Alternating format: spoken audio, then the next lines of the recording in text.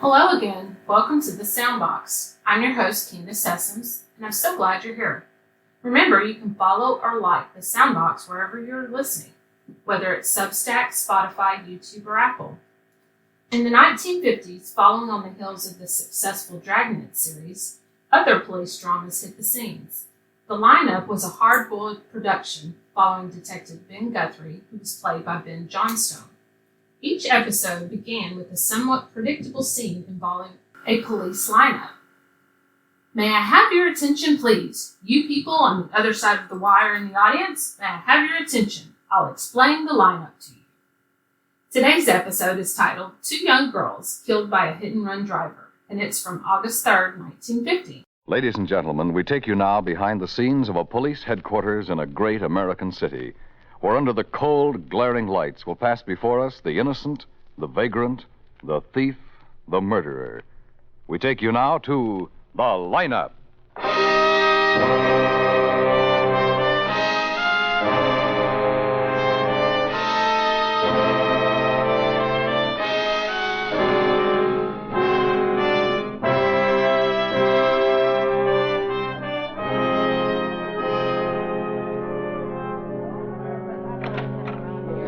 Lieutenant, I haven't been able to get his face out of my mind. Fine, Mrs. Atwater, fine.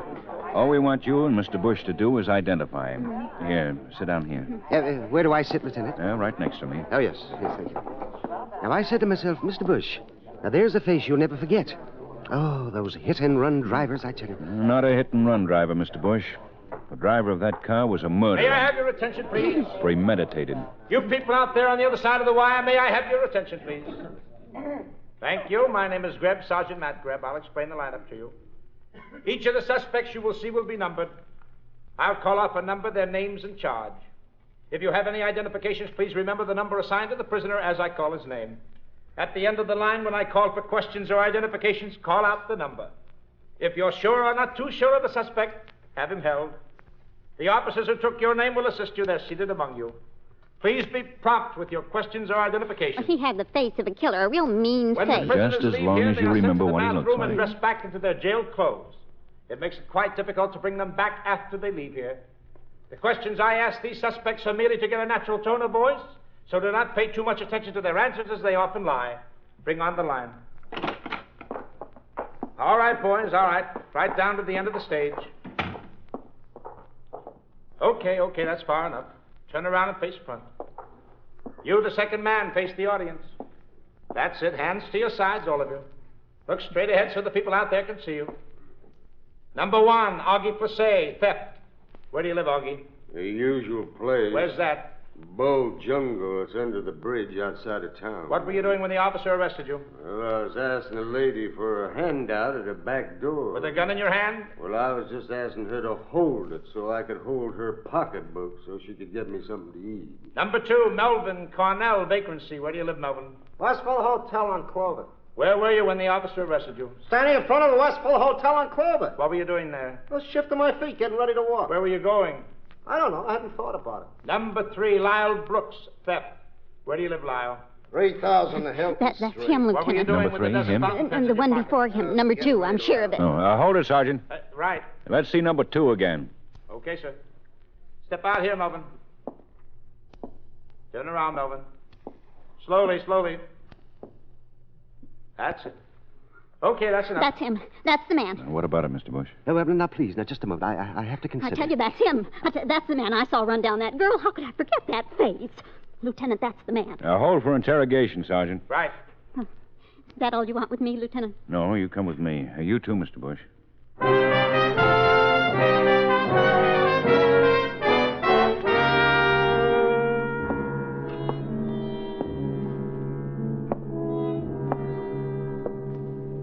Cigarette, Mr. Bush? No, thank you. No, I never smoke. And please don't offer me a glass of water either. I don't need or want a thing. Me neither, Lieutenant. Relax, Melvin. I know what you're after, Lieutenant. And I may as well tell you. No amount of catering to what you think are my desires will make me identify this man. Much as it would please you. But much Mrs. Atwater here identified him. She's sure. She's positive. Mrs. Atwater was wrong, aren't you, Mrs. Atwater? You're dead wrong Don't because come even near if me, you running hitter, you murderer. Stay where you are, Melvin. You're going to hurt Mrs. Atwater. Mrs. Atwater's a fine lady, aren't you, Mrs. Atwater? You couldn't have seen me driving that car, Mrs. Atwater. I don't know how to drive a car. So how could I steal a car? Mr. Bush, tell Mrs. Atwater she didn't That say man me. is the man, Lieutenant. I'll swear to it. I'll never forget his face, never. One day I shall describe him to my grandchildren. You will be deceiving them, Mrs. Atwater, because that poor man is not the man. The man who was driving the murder car was fat. He was lean, like this man here, this Melvin. You will forgive me for differing with you, Mrs. Atwater, but the man in the car that ran down that girl was fat. I have seen fat people in my life, and he was fat. And you need eyeglasses. He was lean. He was this Melvin here. My eyes are in perfect order. He was fat. What's more, he had unneat blonde hair. He needed a haircut. He was bald. He was bald and he was lean. He was Melvin. Melvin is bald and lean. Like your brain, Mrs. Atwater. The man was heavy. Even in all that rain, it was very Well, obvious. you because all have he you was up on- Stop fat. it, both of you. Yeah, Stop it. He, That's all. You may go. Out that door. He insulted me in front of a murderer. Please. You've made a jackass of yourself, haven't you, Mrs. Atwater? How about me, Lieutenant? You too. Out. And, we're sorry. Oh, forget it. You know, things like this happen. Forget it. This is the way out, huh? Never went out this way before. Ah, forget it, Lieutenant. Matt. Yeah, Ben. Where is everybody? Let him go. Melvin, too? Yeah. But that woman identified him. Ben, a girl was deliberately run over. We know that because 2 witnesses saw the car stop, back up, and run over her body once more to make sure she was dead. Yesterday, on August 2nd, a girl was murdered. Elaine Kirk was murdered. Anything else, Matt? A woman identified the murderer, and you let him go? Mm-hmm. He stole the car and murdered that girl, Ben. You through? Yeah. What do you want with me, Ben? We're going to have to do it the hard way. Neither Bush nor that Atwater woman saw the man who was driving that car. They were just trying to be important. We're going to have to do it the hard way. Oh? Well, what can I do, Ben? You got that engagement book we found on Elaine Kirk? Well, it's in my office. Get it, Matt. I'm going to keep Elaine Kirk's engagements.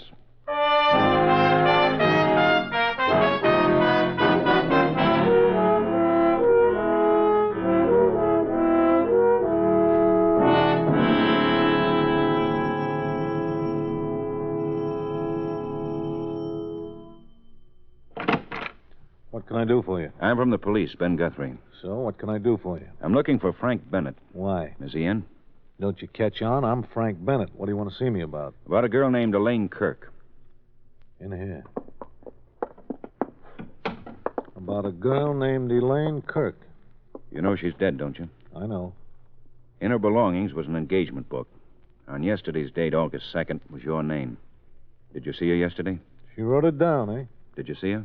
Yeah, sure I did. We had cocktails yesterday afternoon about 5. That's too long ago, eh? My prints wouldn't be on the glass now, eh? What was the occasion? She called me yesterday morning, said she wanted to see me, and I always said yes to Elaine.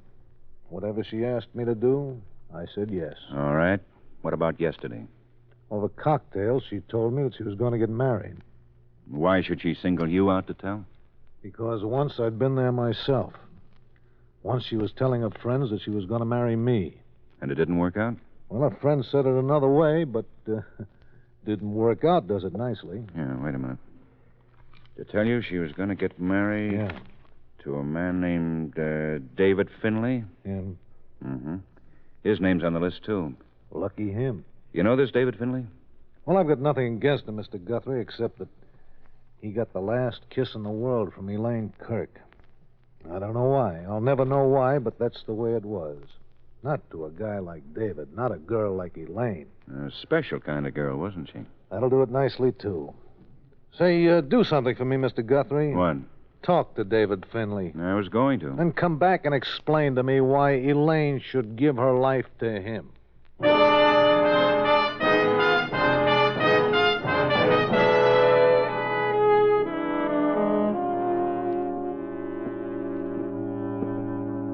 David's at his desk doing his work.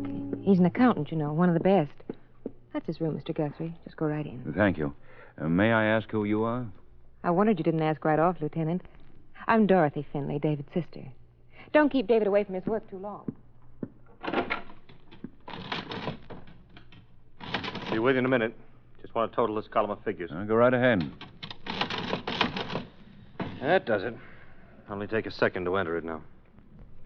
I don't know you, do I? Someone recommended you to me? I'm Ben Guthrie from the police. About Elaine? Is that why you're here? That's right. Your name was in her engagement book. You saw her yesterday? I saw her. When? She came for dinner at 7. It was an occasion. Kind of a anniversary. What kind? Personal. How long did she stay? Until 10 o'clock. Then she went away.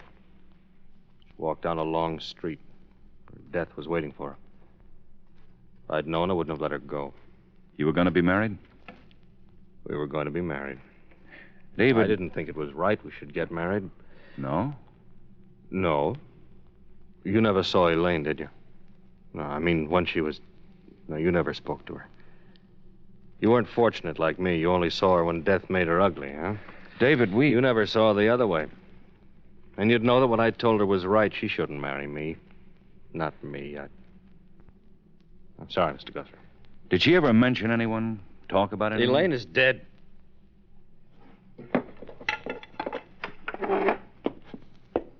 What are you staring at? Nothing. Didn't you know, Mr. Guthrie? I'm a cripple. From the waist down. I have to use my crutches to show you to the door.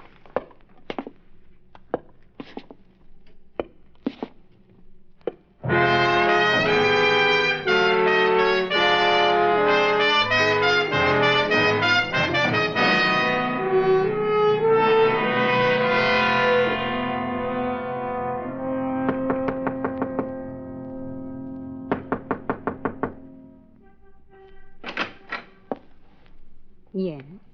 What is it? My name is Ben Guthrie. Yes, Mr. Guthrie. What can I do for you? I'm from the police. What do you want? Can we go inside? No, we can't. What do you want? I'm trying to locate a girl named Janet Irish. I'm her mother. Her name was on a list. It's important that I see her, Mrs. Irish. You can't. No one can see her. No more. No one sees Janet. Well, I'm afraid I'll have to insist. Insist, then. Listen to me. Janet is dead. Janet is dead, Mr. Guthrie. She was killed. Killed? How? A hit-and-run driver killed her. Oh, I'm sorry. It's just that a girl named Elaine Kirk had Janet's name on her appointment list. Yes. She came here yesterday to console me. Yes? Yesterday was the anniversary of my daughter's death. Yesterday, on August 2nd, Janet had been dead a year.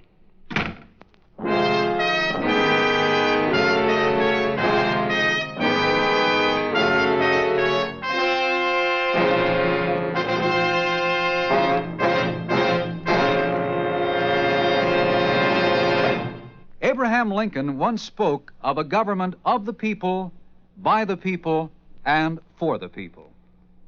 Members of the armed forces are as dedicated to the proposition of maintaining this government today as were those soldiers who sacrificed their lives on the battlefield of Gettysburg during the war between the states so many years ago. They know that as U.S. citizens in uniform, our military personnel have definite responsibilities to their God, to their country, and to themselves.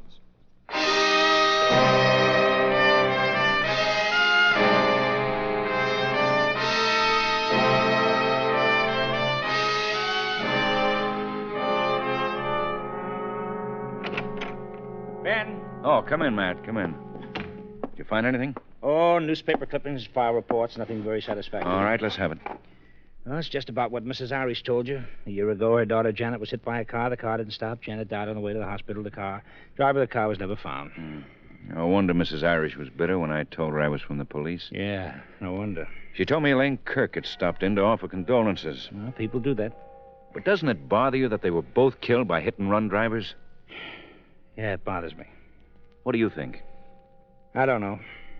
You spoke to the man who owned the car that killed Elaine, didn't you? Sure. The car was stolen, all right. He and his wife went to the movies with some friends, parked the car, left the keys. When they got out of the movies, the car was gone. Nothing there, huh? Except the man was screaming when they found the car later because his fender was bent. I bleed for him. Let's go back a minute, Matt. We were saying that Janet and Elaine were probably friends. That fact keeps throwing itself at me. And both killed the same way. You can call it coincidence. Would you? How do you expect me to answer that, Ben? I don't know anything more about this than you do. I know. The thing to do is to find out. 2 girls, friends. If their manner of death was not a coincidence, what was it? What secret, what thing did they share together? If you could find that out. Yes, if I could find that out. Well, I'm going to try. A neat trick, Ben. How are you going to do it? Elaine Kirk was going to marry a man named David Finley. Maybe she loved him enough to tell him her secrets.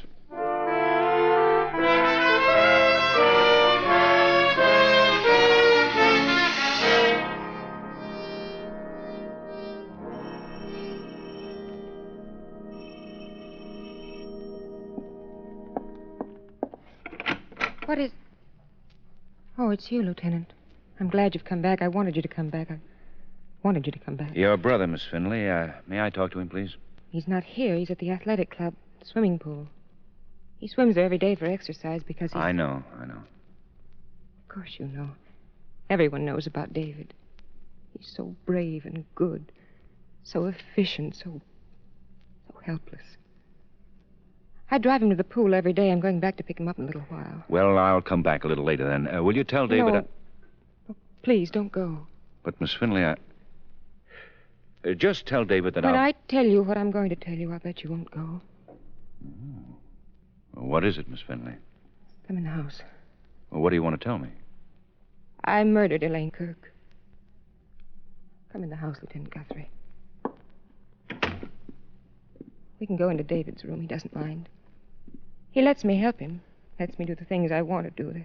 They're always for him. For David. Sit right there in David's chair, Lieutenant. You said you murdered Elaine. I didn't mean to murder. He loved her so. He loved her so much.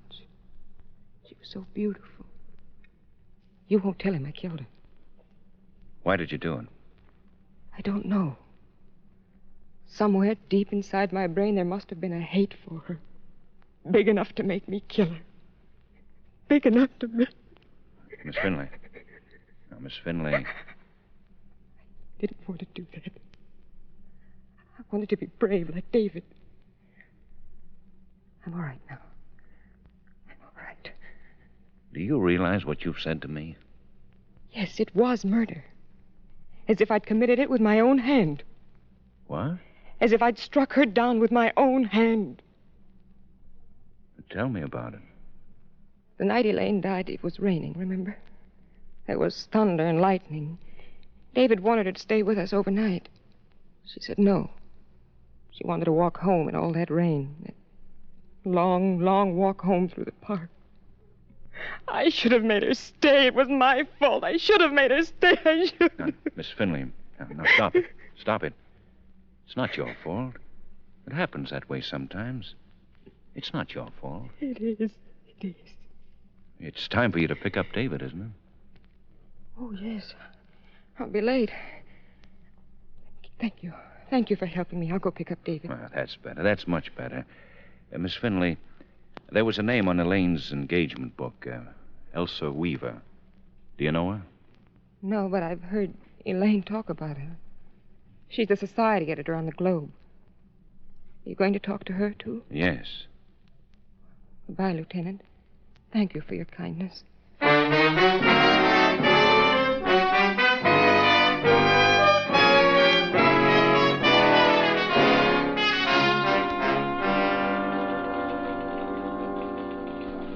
You say you're a policeman, Mr. Guthrie? That's right. I was trying to match you with a profession when you walked into my office. Funny, I didn't think policeman. May I ask exactly what it is you do in this office, Miss Weaver, as society editor? Elsa Weaver. Yes, I know that's your name, but... Elsa Weaver, I hear rumors and write innuendos. I'm a columnist, society. You seriously didn't know who I am? Miss Weaver, I want to talk to you about Elaine Kirk. Why me? Your name was found on Elaine's person when she was killed. Oh? Why? You tell me why. My name was found on Elaine's person regarding what? On her engagement list. She came to see you. She certainly did. Why? Well, now I've got to answer you, don't I? Elaine Kirk came to me to announce her wedding to David Finley. She told me that so I could put it in the papers.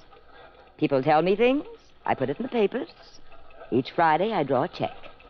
Neat? Doesn't it bother you that Elaine was killed? I loathed her. I make up my mind about people, and I keep it that way. Elaine is dead, one less person to loathe.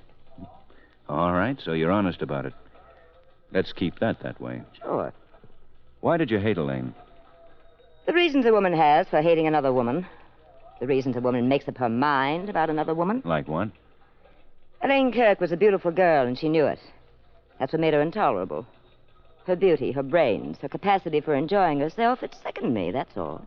Did you know a friend of hers, Janet Irish? Casually. Think about this, Miss Weaver. It's important. Was there anything these two girls had in common, shared? Of course. What? Frank Bennett. Frank Bennett? That hulk. That gorgeous boy with the hair, and the smile, and the black eyes. How well did you know him? Arm's length. That's one of my burdens. Let me tell you how it was, Mr. Guthrie. When I knew Frank, he was engaged to Elaine Kirk. Janet Irish was Elaine's friend. So? So? Join me in my thoughts. Frank Bennett was never lonely. Am I clear, Mr. Guthrie?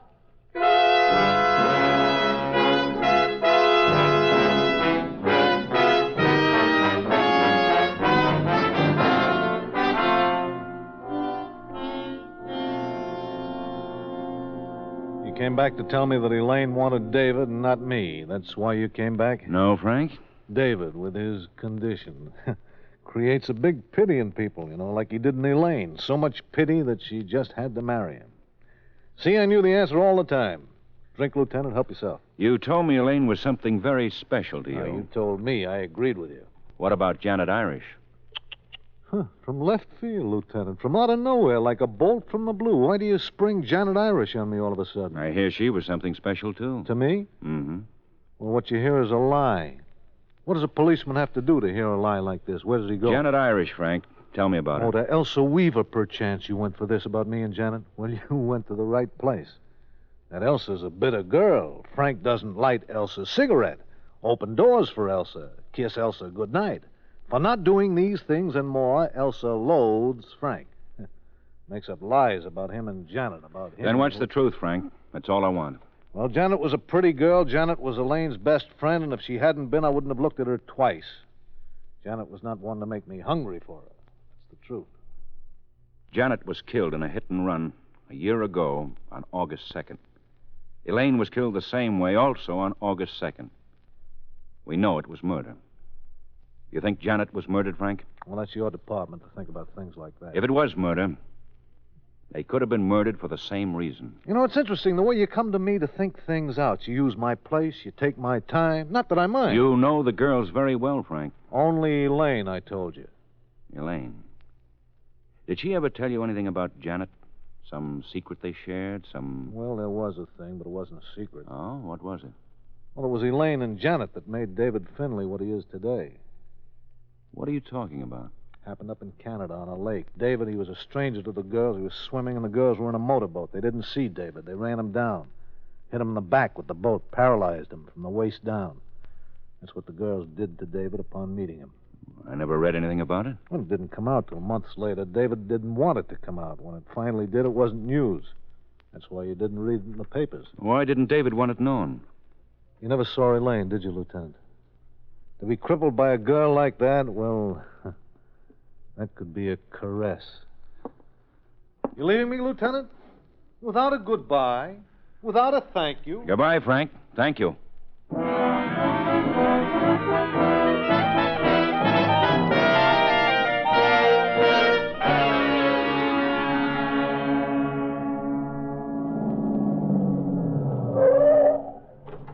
What took you so long, Matt? I've been waiting 15 minutes. Take it easy, Ben. I had to find somebody to take over the lineup for me. What do you got? Answers. And a murderer. Come on. In here.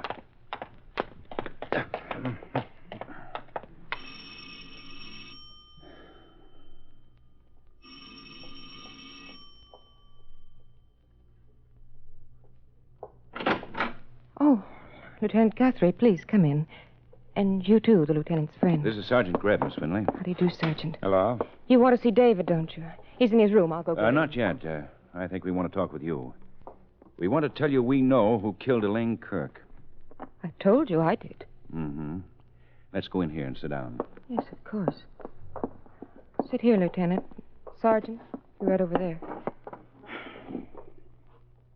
Miss Finley killed Elaine Kirk? Yes, I did.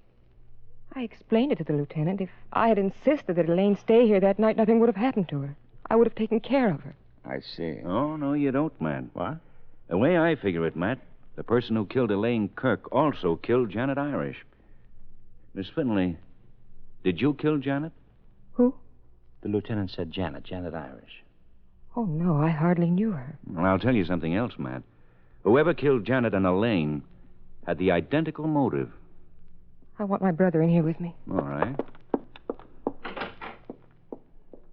Ben. Relax.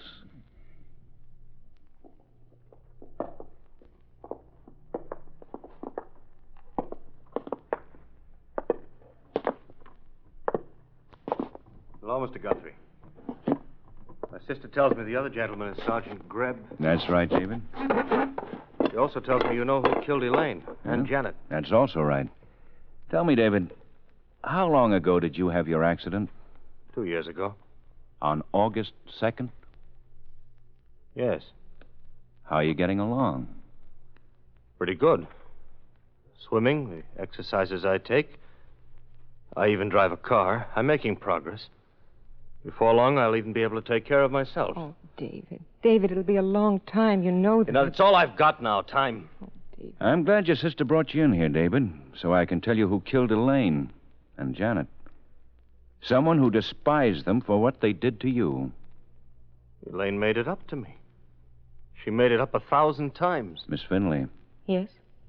Tell us how you killed Janet Irish.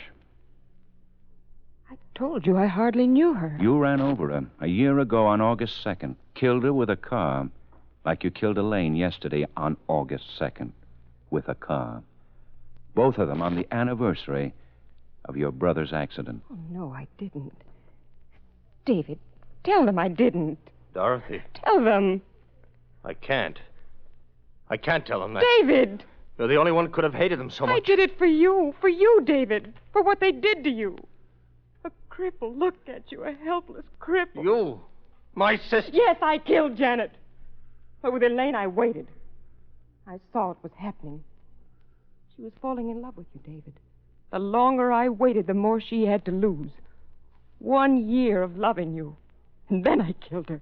Then I killed her. Oh, take her out of here. And hold wait on me, David. Elaine? Could she have done that? A cripple. Take her out of here. Matt. You better come with us, Miss Finley. David. David.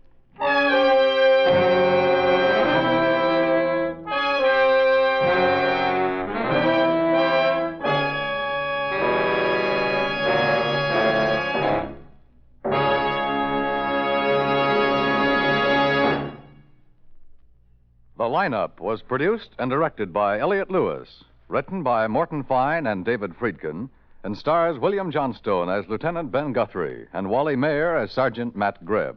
Music was composed and conducted by Eddie Dunstetter. Featured in tonight's cast were Peggy Weber, Ann Stone, Lillian Baeff, Howard McNear, Lou Krugman, Sheldon Leonard, and Larry Dobkin.